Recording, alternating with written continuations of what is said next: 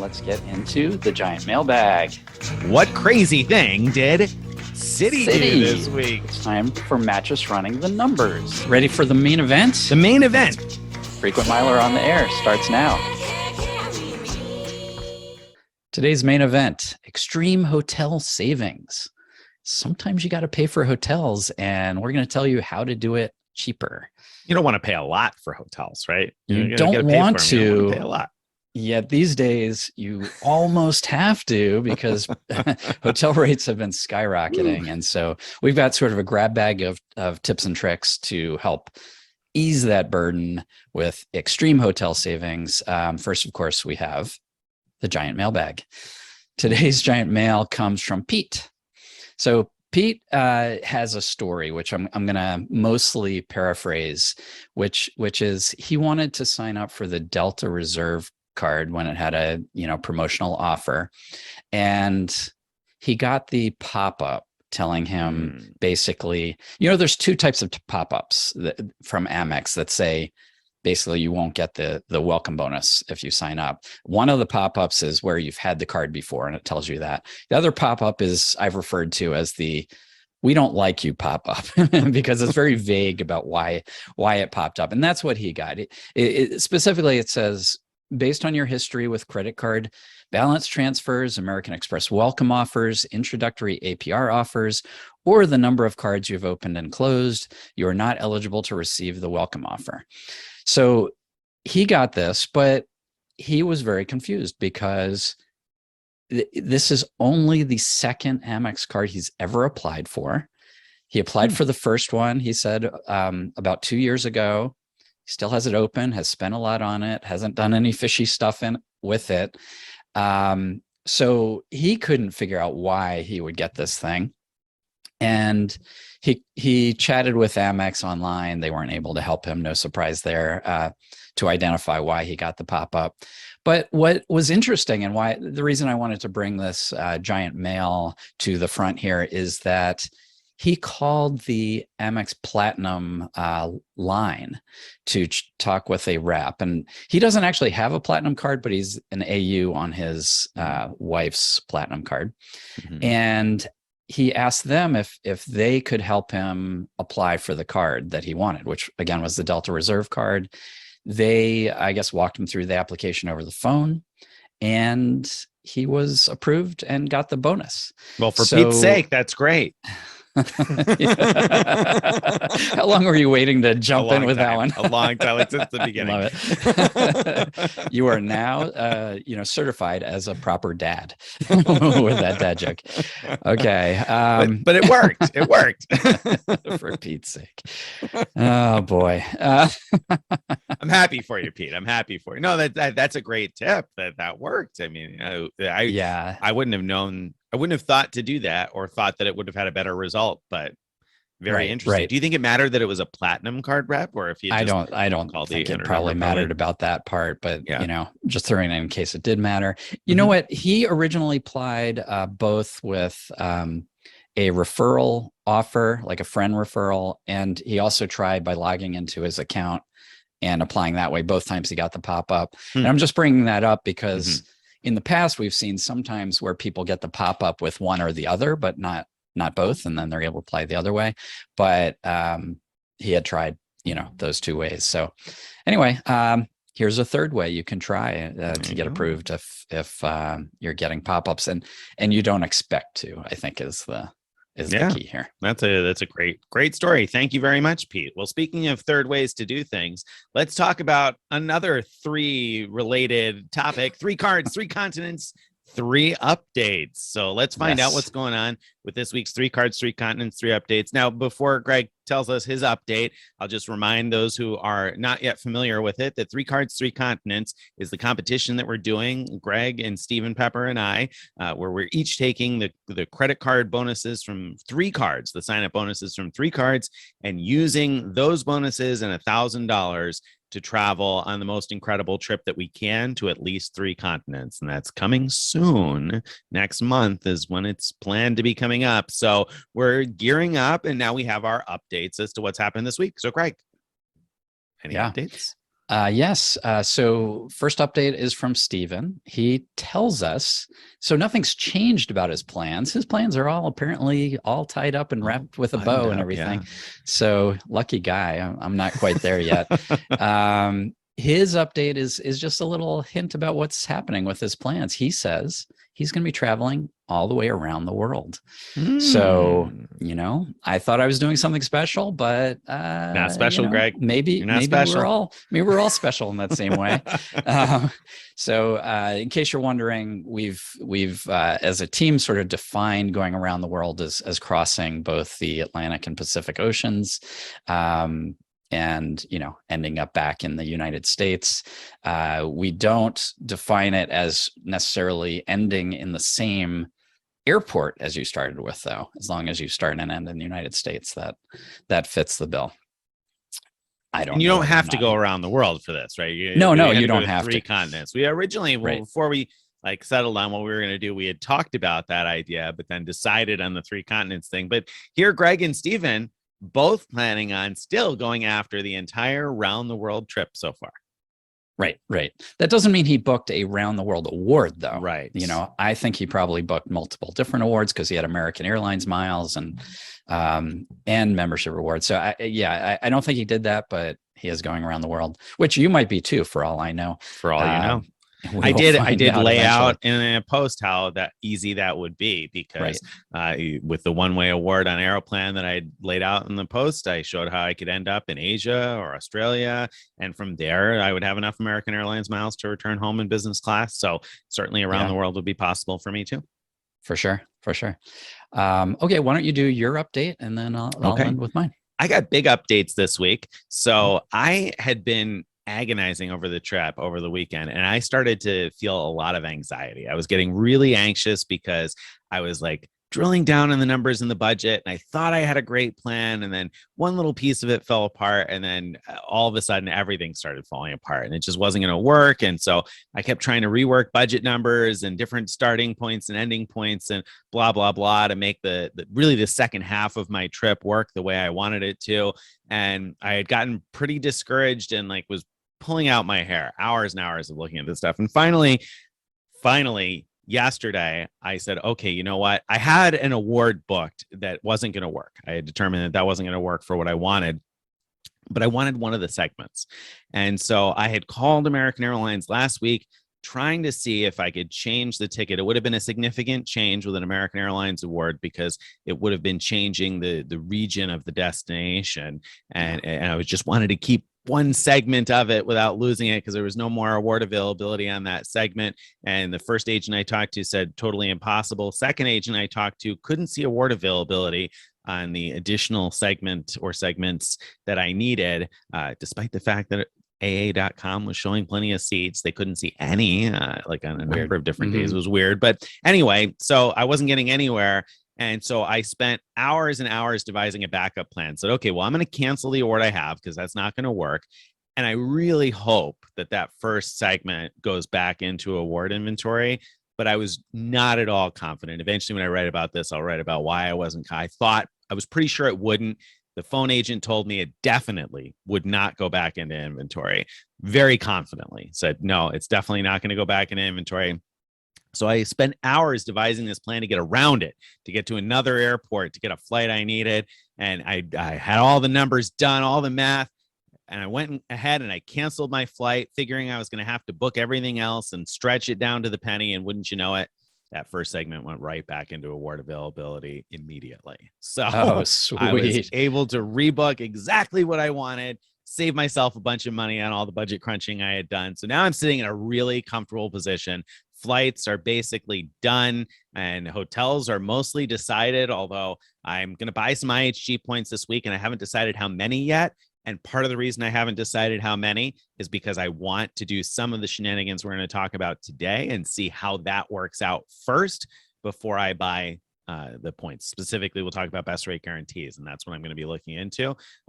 So that's my update. I'm really excited. I'm sitting in a good position, Greg. I'm ready to fight. That's pretty exciting. So speaking of awards going back into inventory, I had a similar situation. This one was, I'm booking two of us around the world. I have a mystery travel companion who's going to be coming with me. And the initial bookings, I had to book us each separately because she's starting from a different starting airport. And because of that, there was sort of a cascade of things that caused several things to be different about our trips. And a big award flight seat opened up. An important part of the trip opened up on a flight I was taking that I'd be able to add her to. So that was great. But the problem is, I booked all this with ANA Miles, and ANA will let you make very small changes, as in like for free, as in like you could change the time of a flight or the date even of a flight, as long as it's exact same route and exact same carrier.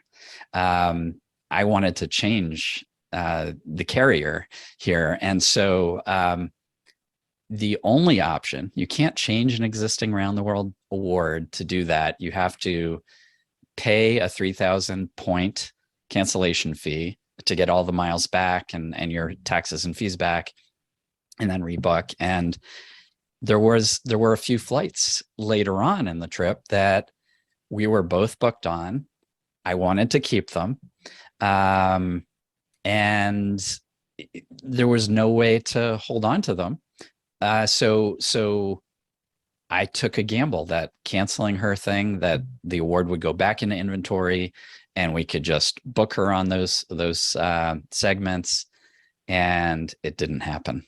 Days later, it still has not happened. So rather than, give up, I put her on like flights that were the same carrier, same route, but different time and date. And I actually moved mine to match her new ones. So depending on how it all works out, it might actually end up being a good thing that for the trip overall, but it was extremely nerve-wracking, the whole situation, because I hadn't thought through what the plan would look like, with moving it this way. And so I didn't know if it would be possible. But I think it's going to be good in the end. So yeah. I totally feel your anxiety there, because that's the issue, right? You move something and then it changes three other things, and if you haven't thought through the three other things, then it can really be challenging. But you don't necessarily have the time, especially with the way award availability is right now. If you find something that fits your needs, you kind of have to snap it right up. Right. Not take chances that it's going. Even like as soon as I canceled, I saw the seat back in inventory, and I was nervous still somebody was going to get it before I did. I was like, somebody set an alert on this on Expert Flyer, I know, and they're going to get in an email right now. I got to get this booked. So there's a lot of that anxiety. I totally hear and feel that. I'm sorry that your flights didn't go back in inventory. And that's a question we get from time to time from people. If I cancel something, will it go back in inventory? And I think the bottom line is nobody ever really knows, right? I mean, you're always just kind of hoping. Sometimes it'll go right back in, snap right back in like it did for me. Sometimes it won't at all, like it didn't for Greg. Sometimes it'll take a few hours or a few days. So you really have no idea. And it's too bad. Sometimes you're like, man, I have a seat on that flight. Why do I have to give it up? But yeah. So I actually did an experiment. So in my case, this was Turkish Airlines, where it didn't go back into inventory. But I had done an experiment before calling ANA. I had booked, I found a day where there was just one seat available, book on Turkish, bookable with United Airlines miles. And that was significant because I could cancel that for free. And so I booked it, and the idea was I would see whether that one seat comes back into inventory after I cancel. The problem with my experiment was that the one seat never went away. Like after it was booked and confirmed, there was still one seat. So apparently for that flight, maybe they had a rule to allow one seat available until a certain number of them get booked up or something. I don't know. But so I wasn't able to complete that Confirm that. experiment. I don't know that it would have necessarily been meaningful, because the airline that I canceled and my seat came back in inventory, I found distinct data points on both sides saying sometimes it goes back in, sometimes it doesn't. So I think it can vary somewhat too. So it may have given you an idea if it was possible. Which airline was this? It was the one that I'm going to fly. So you're not going to share. Huh? Not going to share yet. No, not yet. But later down the road. I mean, the exciting thing is that this trip is going to hop off here, in not that long. So we said September, and so it's not too far out, and things are starting to feel kind of real there. So that's exciting. All right, we'll talk more about that in the coming weeks, I'm sure. But let's move on to what crazy thing did Marriott Rewards or Marriott Bonvoy do? Yeah. So this is all your experience here. So I can't wait to hear this story told. I've seen it in writing, but you had some crazy experience with Marriott Suite Night Awards. What's going on there? I did. So I booked a Residence Inn to stay in this weekend. Not a particularly exciting property, but I was looking at options. I have to go to a birthday party with my family, with my wife and kids, and so I picked a Residence Inn that wasn't too far away from where we have to go. Because in part, as I was looking at it, I saw that they had a bunch of 2-bedroom suites, and I wondered whether I'd be able to use a Suite Night Award, because I have some Suite Night Awards in my account. And so I thought, oh, well, if I could book the standard room and use a Suite Night Award to upgrade to a 2-bedroom suite, great. That would awesome. Be sweet. It'd be very sweet, right? So, but of course, with Marriott, there's no way to know, A, whether you can apply a Suite Night Award, or B, which rooms are eligible for Suite Night Award until you book it. Right. And so I didn't want to book it for the weekend yet. What I normally do in this situation is I book a dummy booking. I pick some date way in the future and make a booking, and then see what options there are for Suite Night Awards, just to get an idea whether it's possible before I decide how I want to book the hotel for real. So I picked a date, I don't know, sometime out in September, booked a cash rate that was, totally flexible. And so as soon as I booked it in the app, it showed me the ability to apply one of my Suite Night Awards, to apply one of my upgrades. So I clicked it, and I looked at the various room types. There were several different 2-bedroom suites, including the ones that were available for cash rates anyway this weekend, but on my dummy booking. So my dummy booking was in September, and it showed me several different 2-bedroom suites that I could use the Suite Night Award to upgrade to. Now, if you're not familiar with Marriott Suite Night Awards, you pick the rooms you're willing to take as an upgrade, and then they start looking for upgrade ability 5 days before arrival. So it's not a guarantee you're going to get that, but you can pick, okay, this is the minimum that I want to take if I'm going to use one of my Suite Night Awards. So, okay, great. 2-bedroom suites are eligible. Awesome. So I go back and I book the hotel for this weekend, this Residence Inn for this weekend, for the night I actually need to stay, Saturday night. And so I do that, and I did it on the computer, on the desktop. I had been looking in the app before, but I did it on desktop.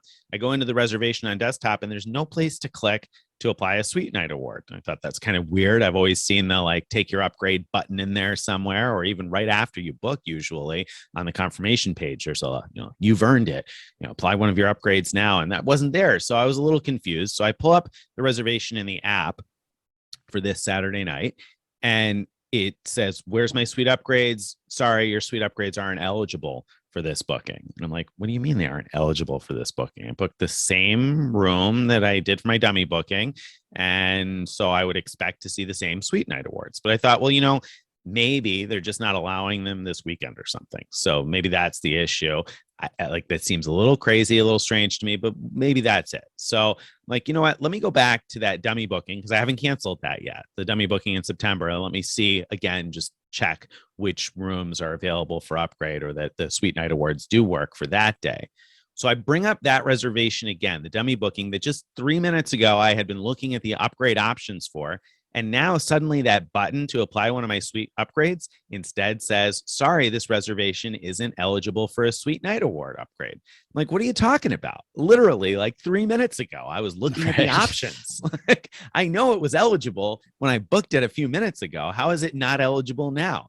Didn't make any sense to me. I thought, what's going on here? Am I living in the Twilight Zone? I start typing to, Greg and Steven and Tim, complaining about, how I'm getting Bonvoy. And then a little while later, I pull up the reservation in the app again, intending to cancel it because meanwhile I booked something somewhere else. And wouldn't you know it, the button to apply my Suite Night Awards is there again, and I'm able to pick one of the 2-bedroom suites. In fact, 2 different types of 2-bedroom suites out of the options I want to get upgraded to. And sure enough, my upgrade has gotten confirmed. I got the 2-bedroom suite. Oh, so nice. I'm all set with that. That went through. So the moral of the story here is I often make those dummy bookings in order to see whether or not I can even apply a Suite Night Award, because a lot of hotels just won't take them. And so if I see that message that says, sorry, your Suite Night Award isn't eligible here, I just assume that the hotel doesn't take them. But apparently that might not be true. I wonder how many places I've missed that maybe I could have used one. Maybe I just needed to wait an hour. I don't know. Yeah, I have no idea. Marriott's IT is so bad with respect to this kind of stuff. This came as a big surprise to me, and it shouldn't have, because if anyone has done Marriott flexible date searches on their website, click the box to search flexible dates to look for an award. Once you've been browsing Marriott a bit, and you click that and search, you get like nothing is available ever. And you might just walk away thinking, oh, that hotel's totally booked up. And there's no standard rooms available. So there's no forever. But go into an incognito window, pull it up again, and suddenly there's award space. And so this sounds so similar to that it's just strange and bad. It's like it gets tired of you browsing on its site or its app. And no, you tried to apply one of the Suite Night Awards and you didn't do it, so we're not going to show you anymore. Yeah. Like, I don't know. What was the deal there, Marriott? It's just ticked off at you. No, you're not appreciative. You weren't willing to take one of our 2-bedroom suites. No more suite upgrades for you, mister. So that was totally weird. I mean, what a crazy, odd situation. I'm glad I was able to apply it. I'm glad that I took some time booking something else and then came back to the app to see that I could indeed use that upgrade, because the 2-bedroom suite will be much more convenient than booking 2 separate rooms at the Hyatt Regency where I would have stayed otherwise. Right. So I'm happy enough with the end result. And just for the record, anyone wondering how do you get Suite Night Awards, you have to get to 50 nights of Marriott stays within a calendar year. And then it's a choice benefit you could select is to get 5 of these Suite Night Awards. You can get up to 30 nights automatically every year by having both a personal and a business Marriott card, and then you automatically get 30 nights. So for many of us, it just means 20 nights in Marriott hotels to get Suite Night Awards. That said, we've complained before that, Nick had some good luck here, but we've had lots of bad luck trying to use these in the past. And so I wouldn't spend 20 nights in Marriott hotels just to try to get these. Definitely not. That would not be a reasonable use of your nights. No, it's a win when one of these goes through. And I've been lucky a couple times this year. I had a great upgrade at the St. Pancras Renaissance in London, and I was able to use one in Malta. But overall, I've had horrible luck trying to use these things. I don't think they're worth much of anything. It's really kind of luck. And I feel like when you look at other programs like Hyatt, I don't really have to rely on luck with Hyatt, because I can just book the suite or use one of my suite upgrades at booking, or book through Hyatt Privé and book the category 1 below a suite and get upgraded to. So there's so many different ways to make sure I get into a suite that I don't like. I could just wait until I get to check in and ask for one too. And that's basically almost as good with Marriott. It seems almost. That's true. All right. Now it's time for Mattress Running the Numbers. Today, we're going to be talking about IHG. So IHG has their very regular sale where you can buy IHG points for half a cent each. And what do you think? Is this like, it's not really a mattress run we're talking about, but is it worth prospectively buying these IHG points? Like, maybe you don't have an immediate need for them, but you have an inkling that you can do pretty well with them. What do you think?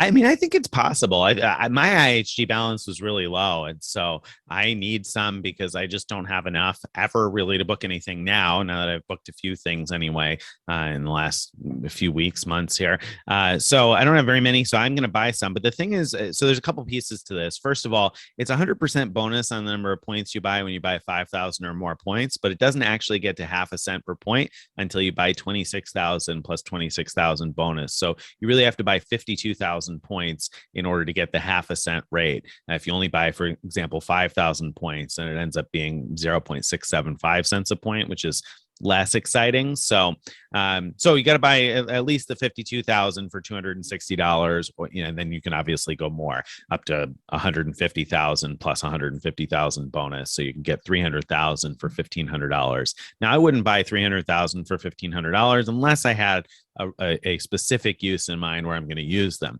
However, I decided I think I'm going to probably buy myself 100,000 for $500 because I'm sure that I will come up with a need for those in the next year or so, more or less, and situations where I can use them to good value. I wrote a post this week about how there's a lot of IHG properties now that have these like special offers where I've found opportunities to save half or more on the cost of a hotel using points. I gave one great example in the post of a hotel that was about $160 for the night, where you could buy $50 worth of points if you're buying them at half a cent each and book the same hotel. And I found that in quite a number of different places, similar things anyway, maybe not quite as much, half off instead of 3/4 off or so as that was, but some really good deals. So I've been pretty surprised at how valuable IHG points can be. Now, of course, they're not going to be that valuable in all situations, but enough that I'd buy some points if I were low, and I am low, so I'm going to. What about you? You going to buy some?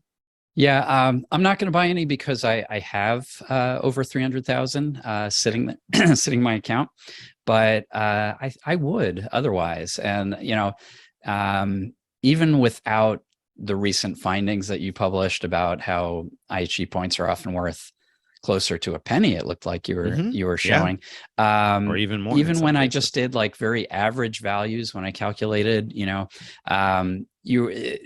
was very rare to get less than about 0.6 cents per point value. So by buying at 0.5 cents, I feel like you're very unlikely to be losing out, and there's a chance of doing pretty well. That's a great point, because that's not true with most hotel points, right? There are situations where you're going to definitely lose in some, say, like if you buy Hilton points or Marriott points, there are situations where you can win, but there are definitely, clearly situations where you will come out behind. Whereas with IHG, that just doesn't seem to be the case. That's right. So, with Hilton's a really great example because they sell their points also that when they have sales for half cent each, but the average value when using points, when I looked, was closer to 0.4 cents each. So, and that's the average. So there's things pulling that down. That's right. And if you're not cherry picking the best awards, you are going to be losing out by buying your Hilton points in advance. And so I'm not saying you can't do very well. You can, but it just seems like with IHG, it's not automatic, but as close as you're going to get when you're talking about prospectively buying points. Yeah. Yeah. And I mean, I would limit how much I would get invested. Like Greg said, he's already got over 300,000. So I wouldn't buy any more because he's got enough to cover his needs for the foreseeable future. And IHG puts these on sale pretty often. So it's not like this is the only time you're going to see this sale. But if you're really low on IHG points, it could be worth stocking up a little bit because you may run into these situations like I did where you're like, oh, wow, well, I could book that Crown Plaza or Holiday Inn or Intercontinental for less than it would cost me to stay anywhere else. So, right.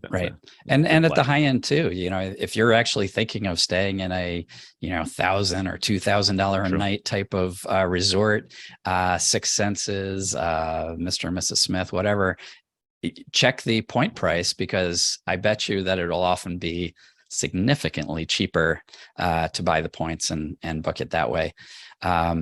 So that's a good lead in to our main event today, which is extreme hotel savings. What can you do to save a lot on hotels? So, you've been thinking about saving on hotels lately, right? You not you, right? Because you get your 50K certs, right? What are you doing thinking about saving on hotels? So So I do have for the three cards, three continents challenge, I have 50K Marriott certificates.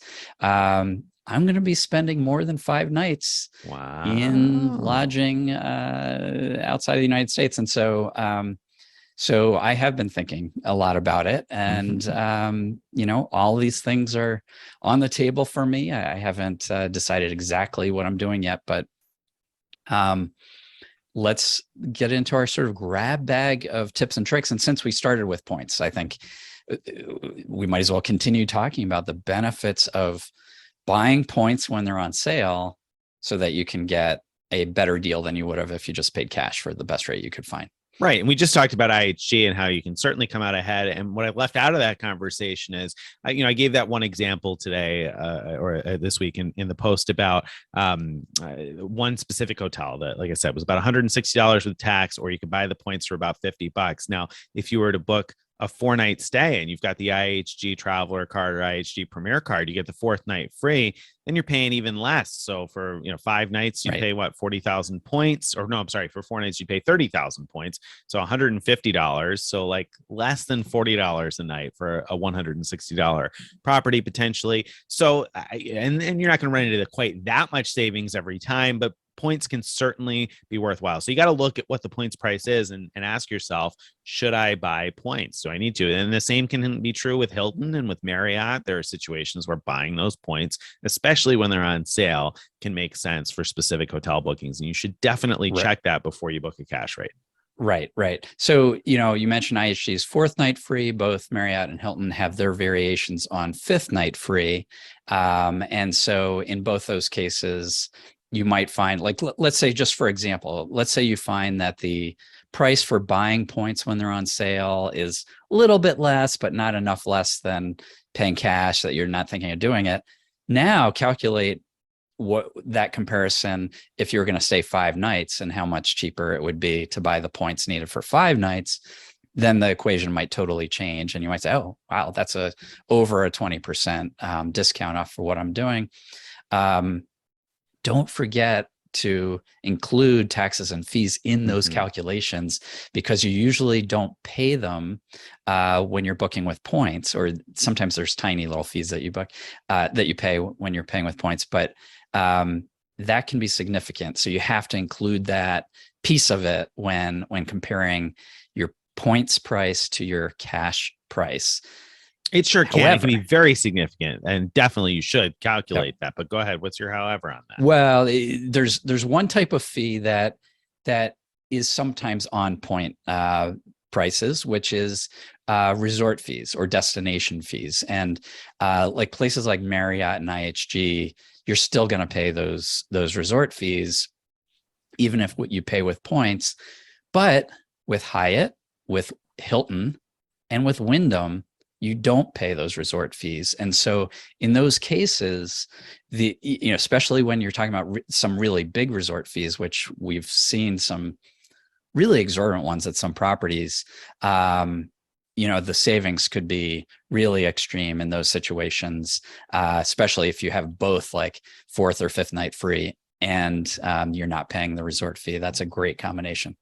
It sure is. And that was something that was popping into my mind just before you said it, that is, I think, a key piece of calculating the difference, A, considering resort fees, and B, taxes. Because if you just look at the rate you see in search results, that usually is not including all of those extra fees. And those taxes and fees, especially with the high resort fees in some places, and then also high taxes on top of that, really the cash rate you see in search results might not be even all that close to the final actual end result. I was looking at several this morning where I was like, wow, that is much more expensive once you add in tax. And I was looking at it specifically with IHG because I keep seeing places that look like they're about a half a cent in value with IHG points until you figure in all of those fees. And then you're like, oh, wow, using IHG points there is really worth more like a penny because this property adds so much in extra fees. So that you don't necessarily pay on an award stay. And I say necessarily, right.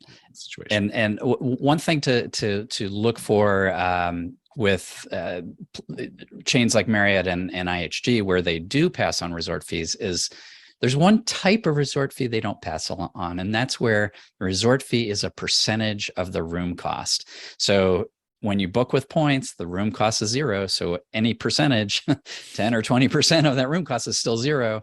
So you don't pay that resort fee. So that's the one sort of exception where they're just as good as the Hyatt and Hilton and Wyndham because of that situation. I've run into that with both of those chains. So that increases your point value, and the value of buying points in order to book something. Finally, I do think it's worth mentioning you're getting a fully refundable booking when you book with points. And that's often not the case if you just look at what the cash rate is, the best cash rate you could find is. So it's better to compare to the best refundable cash rate you can find when you're doing that kind of math. And I think it's worth mentioning that, so why do you want the refundable rate? Because there are some people who are like, I just want the cheapest rate. I'm willing to book the advanced purchase rate. Mm-hmm. And hey, if you are, then compare to that. But I hate to book non-refundable rates.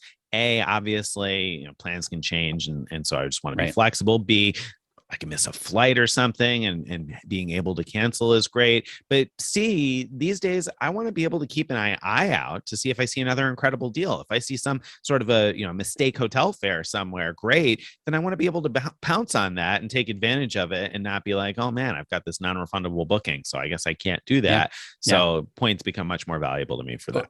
Or along those same lines, the same hotel you booked might go down in point price, and you can rebook. If you booked with points, or if you booked with cash with a refundable rate, you could rebook in that situation.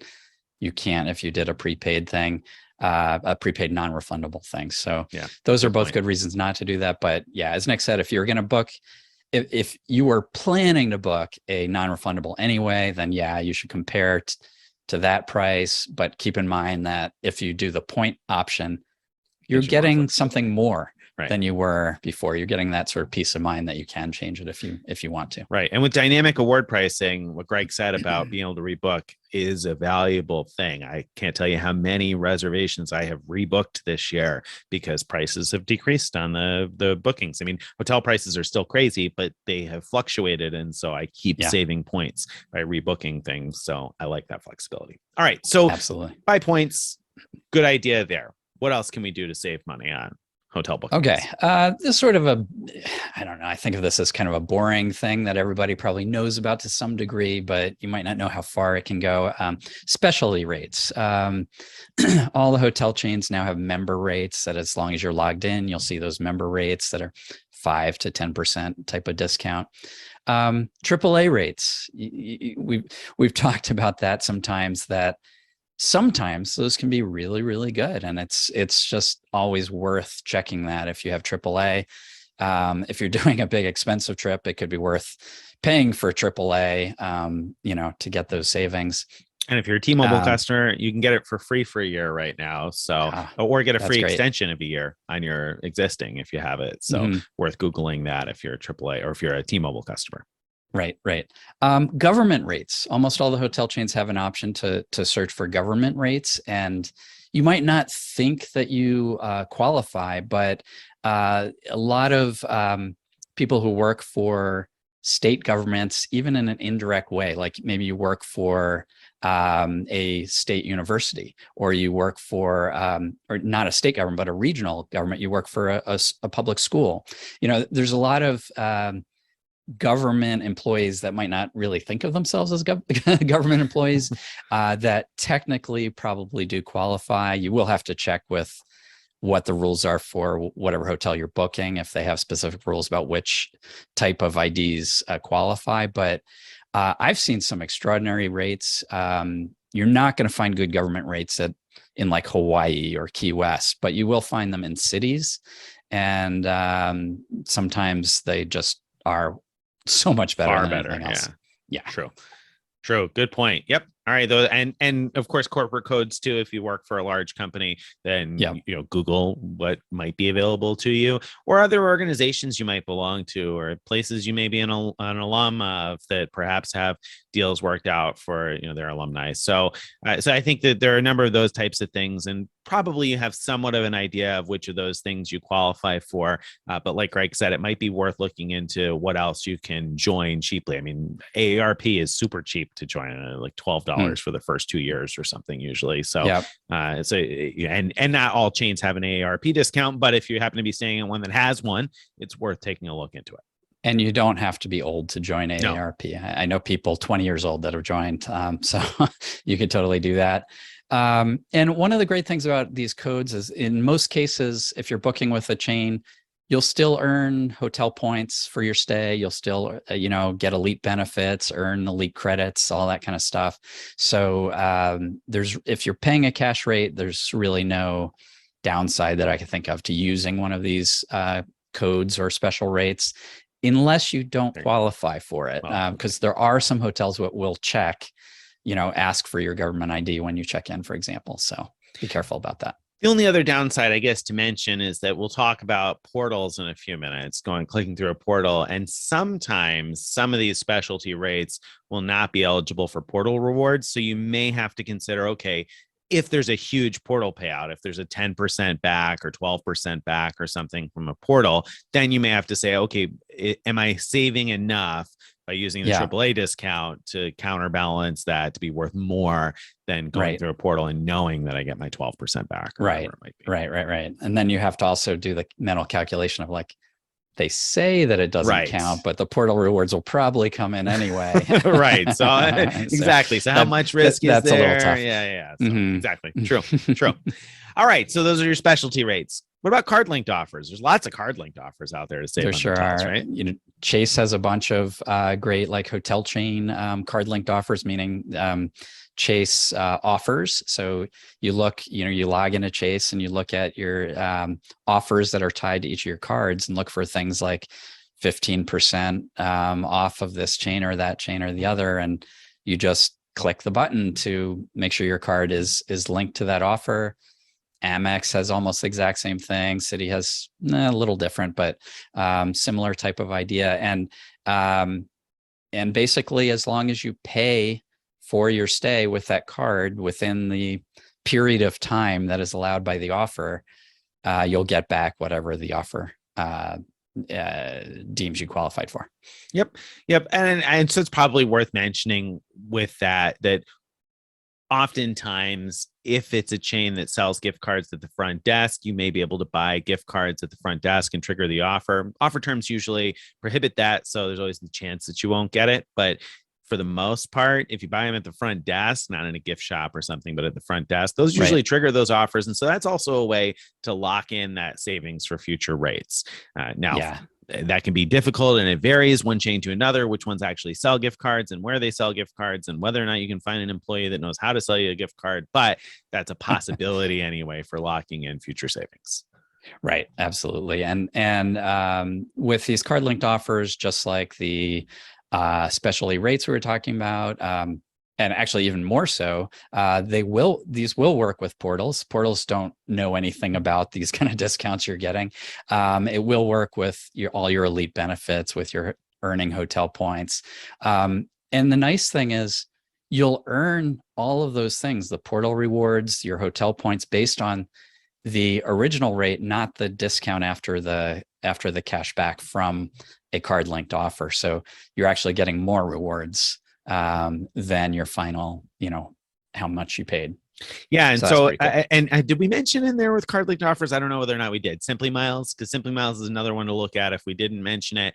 That's another card linked offer platform. So I think Greg mentioned Amex offers and Chase offers. And so SimplyMiles is Mastercards only, but maybe if you got a Chase card with a Chase offer and you find a SimplyMiles offer that you can link to your Mastercard, well, then great. You can save even a little bit more or get some miles back in that case. Yeah. No, that's true. And there are other miscellaneous ones as well that same type of thing. You can link. We actually have a resource page somewhere that talks about which card linked offers can all be stacked together. And so that's worth checking out. Mm-hmm. Very good. All right. Let's talk more about portals. So, portals are where shopping portals are where you start your browsing from a shopping portal, which offers rewards of some kind. There are many cashback portals, and there's many portals that offer like airline miles as rewards, that sort of thing. And the basic idea is when you log into your portal and click through to, let's say, IHG hotels, all they're doing is transferring you to the IHG website. You can then search for your room and book it directly with IHG, apply your promo codes and whatever. Now that might not work to get the portal rewards, but you can still do it. And he means the promo codes. Promo codes might run into an issue, but at any rate, you click through, you go to the IHG site, you book.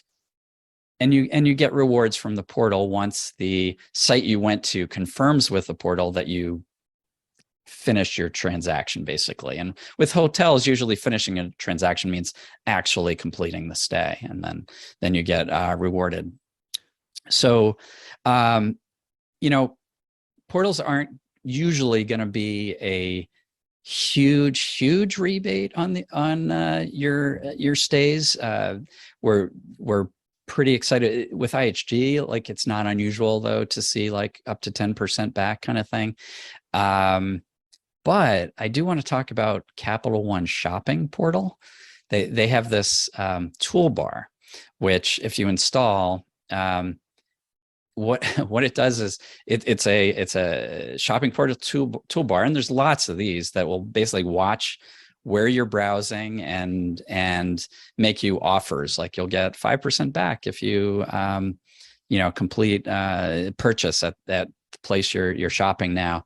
And but what's notable about Capital One is because they're watching where you're shopping, they'll email you even better offers every now and then. And I keep getting these 18% back offers for various hotel chains because I've been browsing hotels with the browser that has my Capital One toolbar on there. And so that's significant. Mm-hmm.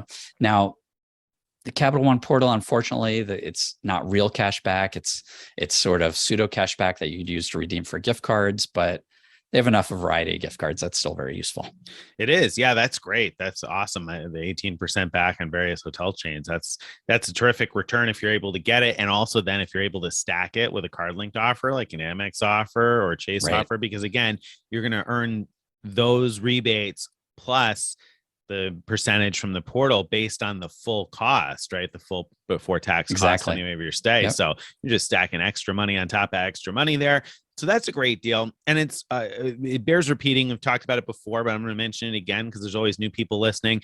When you click through shopping portal to book your hotel stay, you do not need to book an advanced purchase rate. You don't have to pay right away. You can book a flexible rate that you pay later at the hotel. You don't get the cash back from the portal usually, like Greg said, until usually after you've completed your stay.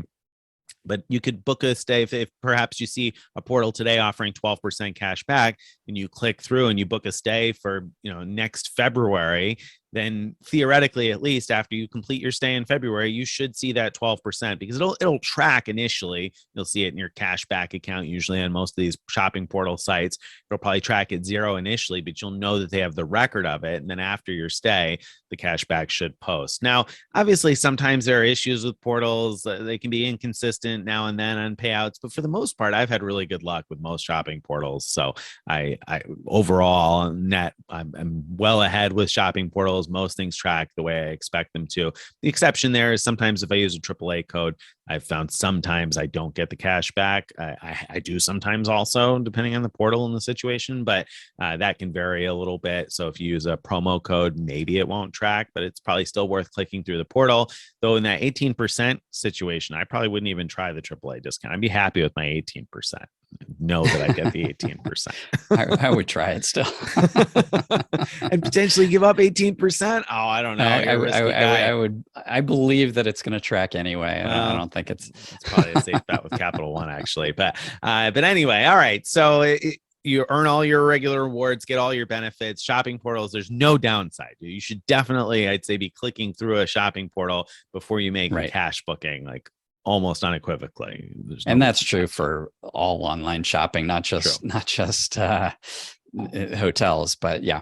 And Cashback Monitor is a great tool to use to find which portals have the best rates for where you want to shop, but it's not going to find these kind of deals like I was describing with Capital One Shopping, where it emails you a special deal just for you. That's not going to happen. Yep. Good. All right. So another category of ways of getting discounts are these sites that advertise like great hotel rates, but you have to be a member of the site, and it's free to join. It's just that these sort of club discount sites are allowed to offer you better rates because they're not public. And if they're public, the hotels wouldn't want them to advertise cheaper rates than what the hotel itself is offering. They don't want to be losing business sort of directly, but once you're in this club, you can go. And there's two I want to mention because we've talked about them before, either on the blog or in the podcast. One is called Capital One Spring, and that's it's sort of like advertises as business like savings, but you don't really have to have a business, and you don't have to have a Capital One account of any kind to join Capital One Spring. And it's free to join. And one of the things in there, it advertises up to 50% off. Not Orbit. One of the hotel search engines. And Stephen wrote a post about that he found real savings through there. And in fact, he said he found better than 50% in some cases. So it's real significant savings. Very, very similarly, Greyhound, the bus company, they have something called Greyhound Road Rewards, which is their rewards program. Join that. And then once you log in, you click to book a hotel, and that also advertises savings of up to 50%. And I found out this morning that website is exactly the same as Capital One's website. Interesting. Capital One Spring for those hotel savings. So you could do either one of them. You don't have to do both. Greyhound, in fact, leave the book to us. Doing both from one browser seemed to break the other one. Oh boy. Well, my experiences with Greyhound are any indication, things break a lot. So not surprised. Yeah, it's worth saying these are prepaid non-refundable rates though. Mm-hmm. When you see these great deals, they are really good deals, but you're going to have to pay, and you're not going to get your money back. So only do it if you're 100% sure you're going to be doing it, or it's so cheap that you don't care if you end up losing the money. But there are, really, really significant savings there. Yeah, there you go. All right. So those are a couple, and there are lots of other little opaque things like that, apps and things that you can use. But those are definitely, I think, two that are worth highlighting because they are so easy and free to join. So good picks there. All right. So speaking of these different sites for booking hotels, hotels.com is one that we should talk about because there's a lot of ways to stack deals on hotels.com. And certainly this has been something at the front of my mind lately. I've looked at hotels.com quite a bit, because there are a number of different stacking components. You can often click through a shopping portal. You can participate in the hotels.com welcome rewards, or maybe they renamed it, but essentially it's like 1 night free after every 10 nights. So 10% ish back. And then of course you could buy discounted hotels.com gift cards and use that as part of the stack with both of those two previous things, shopping portals and the welcome rewards. So, and we sometimes see opportunities to buy those gift cards on sale straight up, where we'll see perhaps a discount on the cards directly from hotels.com, or we've seen Amex offers for like $10 back on 50 occasionally, Or we've seen the ability to buy those gift cards through Amazon. When Amazon runs their various use 1 point and save 20% or 30% or 40%, you can buy yourself a gift card. And in fact, that's what I did with one membership rewards point. I bought a hotels.com gift card and used my 40% off to get a $100 gift card for $60. So I will be leveraging that in our three cards, three continents competition. Yeah, very nice. Now, have you found when you go to use it, I feel like not all hotels on hotels.com are available to use the gift card with. That is right? True. Yeah, that seems to be true. Although I don't know if there's rhyme or reason to that, but that's certainly worth mentioning that you may not be able to book every hotel using a gift card. So make sure it's one that accepts gift cards before you buy a gift card aiming to do that. Also worth mentioning too about hotels.com gift cards is that they can be combined online. So if you have a few of them lying around, you can combine them together into one for one specific booking. Right. That's a really nice feature. All right. So another really great thing, if you can find it, is that many hotel chains have best rate guarantees where they'll, if you manage to find a better price for the exact same hotel, exact same room type, etc., at a lower price elsewhere than directly with the hotel chain, they'll usually do something like match it and take an additional 25% off, something along those lines. They vary on what the deal is, but tell me about what's available that way. Yeah, so they definitely do vary. I wouldn't use the word usually in that sentence. There are many of the hotel best rate guarantees only match, but that still can be useful because sometimes you can find a site where you wouldn't have wanted to book because you wouldn't get elite benefits, right? So maybe you find a great deal through hotels.com, for instance, and it's a better price than what you're seeing through Hyatt or Marriott or Hilton, and you'd like to pay that lower hotels.com price, but you still want to get your elite benefits and elite credit. So submitting a best rate guarantee claim can certainly be a smart tool to be able to still get your hotel points and to still use a card that has a card linked offer on it and also get the best rate. So that's certainly worth considering. But you are right that some chains do offer 25% off. And unless Hilton has changed it, Hilton at least used to offer that 25%, an additional 25% off. If you find a better rate, not only will they match it, they will take an additional 25% off of the better rate. Hyatt handles it a little bit differently. They give you a coupon for $50 off of a future stay, but I think it can only be used on the standard rate. So it's kind of a crummy coupon in my opinion. But IHG's got something like this. Marriott's got something like this. So it's worth looking at what the best rate guarantee policy is for the chain and then searching around for the shadiest little hotel booking website you can. But the things you have to remember are they're not going to match anything, any of these opaque sites like the Greyhound deals or Capital One Spring, anything where you need to sign up and join in order to see the price. Right. They're not going to match that. They're not going to match any kind of a AAA code, something that, requires membership of any sort. They're not going to match it if it doesn't match up in terms of the same room description and cancellation policy. Now, on the cancellation policy end, sometimes there's a little variance there because you do usually get a human being reviewing these and, humans make human errors. So if the cancellation policies are close, then they may not notice a difference. But if there's one is cancelable up to 3 days in advance and the other one is cancelable up to, the same day of arrival, they probably aren't going to approve that if the cancellation policies vary by a significant amount. And usually they won't give you a best rate guarantee if the difference is less than 1%. It's usually got to be more than 1% in order to be able to match. However, if you look through the rules, you can still find some of these. I have submitted several of these successfully myself with Hilton and in fact, Hilton, Marriott, and Hyatt. And Hyatt, I even did one. I took a chance and I did one on an advanced purchase rate. And I booked the advanced purchase rate with Hyatt, crossing my fingers that they would honor the better rate that I found elsewhere for an advanced purchase rate. And sure enough, they did. And they refunded me the difference and what I paid. So that's awesome. Yeah. How do you find these shady little alternate sites? I've certainly used big comparison sites like Kayak, and there's hotelscombined.com is one that has a lot of different online travel agencies that you may not use as often. So Hotels Combined could be a good one to look at.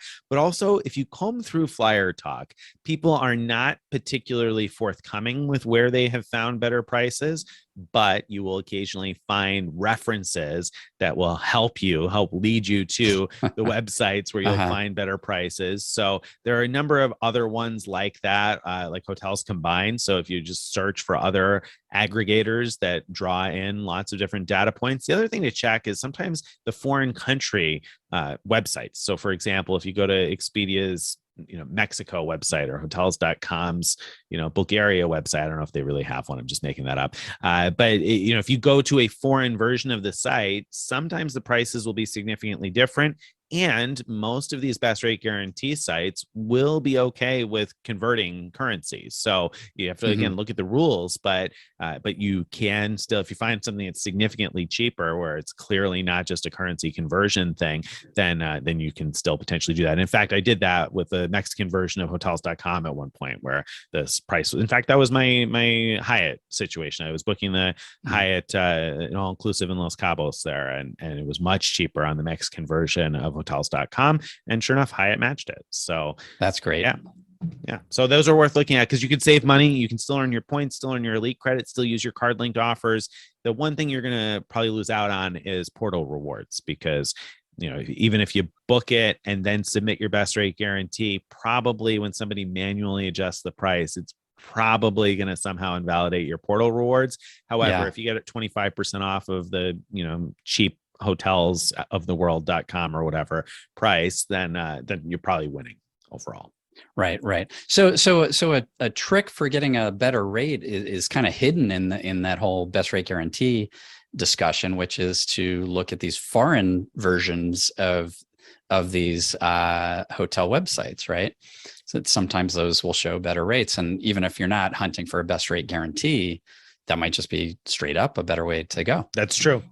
Yeah. And it's certainly always worth looking at that kind of thing. I don't know that you'll always find it. In fact, I just saw a question on Facebook. I don't know if it was in our group or another group asking about using foreign airline websites to get better prices. And we've occasionally seen situations where that works too with airlines. So I don't usually look for a foreign version of the hotel chain site. I haven't even tried to see if that exists in most cases. I don't know whether or not it does, but it certainly has worked in some cases with airlines in the past. It even happened with me once years and years ago with a flight I booked online, where it was much cheaper on the Spanish language version of the site than on the English language version of the site. So, it's not the kind of thing that's common, but it's worth looking at now and then if you're trying to find a way to save a buck. Right. Yeah, that's great. Okay. And now the next thing we have is probably actually belong to when we're talking about those club discounts where you have to join a program. But Mastercard, they have their travel and lifestyle website where to join, you just have to put in a Mastercard credit card number that you have and it will verify whether you're eligible based on that. And then now you can log in and search for hotels there. If I understand right, what happens there is they have, just like Greyhound's website and Capital One Spring, they have some hotels where they have special rates available, but unlike those other ones, they will also give you extra perks at some hotels as well. So you get both. You can, in some cases, get both a better price and extra perks that you wouldn't get just going directly. And when you say extra perks, we mean things like sometimes free breakfast, sometimes hotel credits of, $25 or $50 or $100, depending on the place you're booking. So there can be a number of different components there that make it a better deal. So I haven't found personally many situations where this has worked out to be great, but I've heard others say that sometimes it works out to be really good. So it's worth checking that one. I've go ahead. Yep. Completely struck out every time I've looked for these as well. I mostly have too. So I mean, I tend to have more luck with things things like fine hotels and resorts, although even there, you're probably paying an inflated rate in order to get your other benefits. So you have to consider whether or not that's worth it. Mastercard travel and luxury lifestyle stuff, whatever services, whatever they call it, is presumably somewhat similar, but again, there's some variance. So it's probably worth taking a look at that. I want to back up real quick to the best rate guarantee because there was something I should have mentioned and didn't, and that is keep in mind that you're not limited to a standard room for your best rate guarantees. So if you would like a suite and you find a great price on a suite somewhere else, you can file best rate guarantees on upgraded rooms. So that's worth looking at too, because I think sometimes there's more variance in the different room types than you might see in the standard room type in terms of prices. Yeah, important caveat. Thanks. Yep. Okay. So, all right. So MasterCard, take a look at that.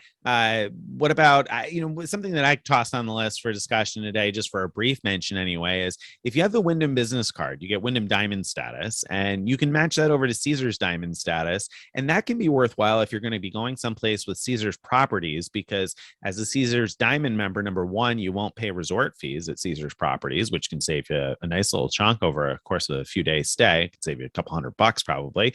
So that's a nice first piece of it. But the second piece of it is that sometimes you'll see really deeply discounted rooms and even free rooms, completely free rooms. And I mean, people that don't even gamble. Sometimes we'll see rooms that are totally free in Las Vegas and other places. Now, you're probably not going to get Caesars Palace for free. You're probably going to get a place that's not as nice for free, but you may get a great rate on Caesars Palace, or you may be fine with the places that are free. I know, for example, I've stayed at Link, and I stayed at Link is in sort of center strip in Las Vegas. I've stayed there in the past. I stayed there when it was Imperial Palace before they converted it to Link, and it's fine. I'd stay for free again in a heartbeat, no problem.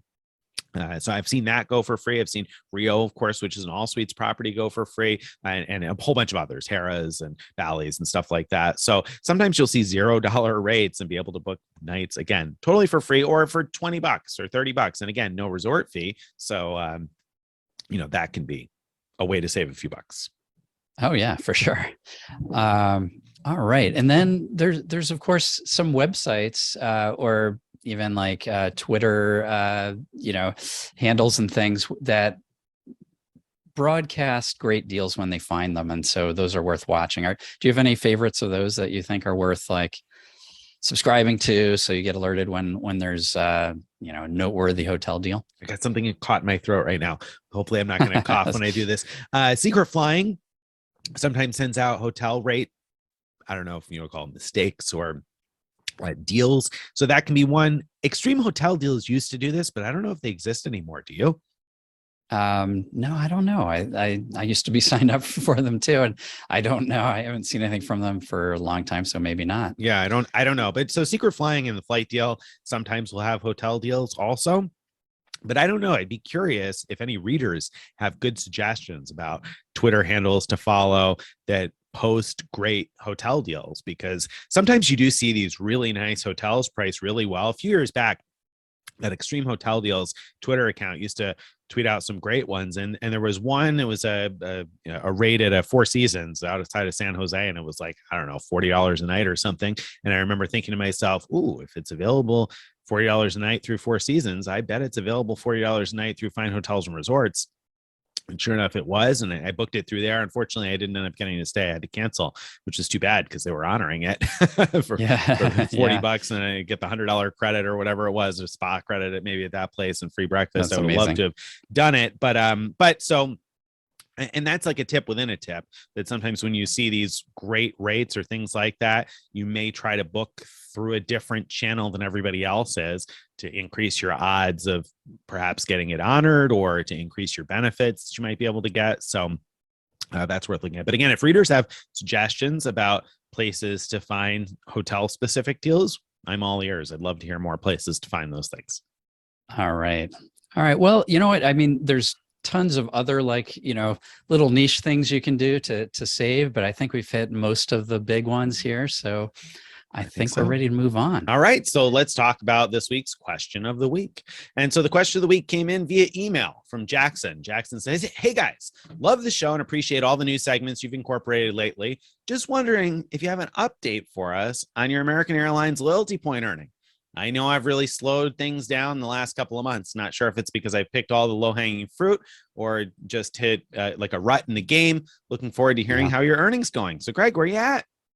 Yeah. Yeah. First, let me say, I believe Tim is going to be putting out a sort of summary of where we're at pretty soon, maybe even by the time this is released. I don't know. But I slowed down too. I started off, I think it was January or maybe February with doing a lot like really quickly, but slowed way down. So why And is that? I mean, I feel haven't like a sped lot of back up. us are in that boat. I feel like that's the general consensus I've gotten from readers also.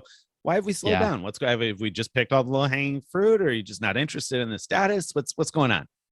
Yeah, yeah.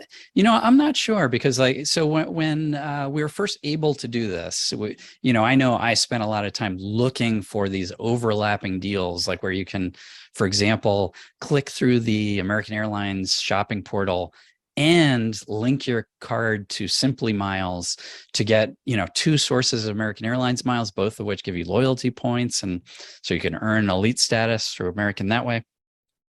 And I haven't done that since that initial burst of excitement. I did earn a lot of miles during that time. I'm a little over 50,000 now, which is way behind. I know where Tim is.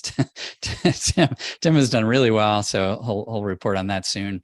But the other thing is, I don't know. Maybe we just haven't seen as many of the sort of seasonal big deals lately, and I'd be surprised if we don't see a bunch of them as we get into the fall. Yeah, I mean, I'm looking forward to that and expecting to see that too. I'm a little disappointed in myself that I haven't done the giftcards.com orders, because that would just be such an easy 6,000 loyalty points every month, because the portal has been offering 3x American Airlines miles on giftcards.com orders, and you can usually earn portal rewards on up to $2,000 a month in purchases. So I could easily pick up 6,000 every month.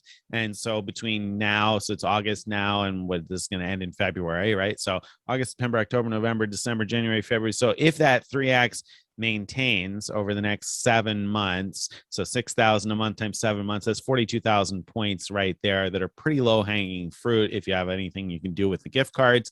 So that's something I probably should have been doing for the last 6 months also. Although it's a little shaky because like Capital One has had 6% back at giftcards.com. So how much am I giving up if I go through American Airlines instead of taking 6% cash back? That's kind of an expensive proposition. Pretty expensive. That's right. Yeah. So I think that's been part of it too, where like I've been stuck in this like inertia because I'm looking at things where I'm like, well, that's not really good enough for me to get excited about doing it. And so I end up not doing anything because I'm like, oh, well, it's kind of expensive because I could go through Capital One, but then I don't go through Capital One. So I should have probably just gone through American Airlines and gotten it done. But so there's been a lot of that. Although I will say the one deal I did relatively recently was the Verizon Business one. I finally tried that out, signed up for a voice line. And the reason I did it was because it was about $75 a month, and there was a 45-day minimum requirement in order to get the miles, it said. So that'd be $150, and the mileage payout has been, I don't know if it still is, but it has been 14,900 miles. So that's a good number of miles, a good number of loyalty points, obviously, same thing. So that was half of it. And the other half was that there was an Amex offer for 75 back on 150 at Verizon Business. So I thought, okay, great. Okay. I'm pay $75 and end up with 15,000 miles in loyalty points. That's a good enough price for me. So I went ahead and went through the process to sign up and went to pick the card that I was going to use and realized, oh no, I didn't sync it. And now it's gone on all my cards. I guess it must have filled up. So I don't have the ability to sync it. So I was disappointed in myself, but I was like, you know what? I'm like most of the way through this order. I'm just going to finish it up and go ahead. So I did, but the thing is it's postpaid. So it didn't, it didn't charge me right away, and I haven't activated the SIM card. So I haven't gotten charged for the postpaid line, but the miles posted to my account. So Oh, nice. yeah, I don't know. I mean, I assume that would get clawed back if I don't ever pay, but I've been really dragging my feet, hoping that maybe this is one of those Amex offers that's going to pop back up. And so I've been waiting to activate the SIM card and pay, hoping that makes maybe sense. it come back again.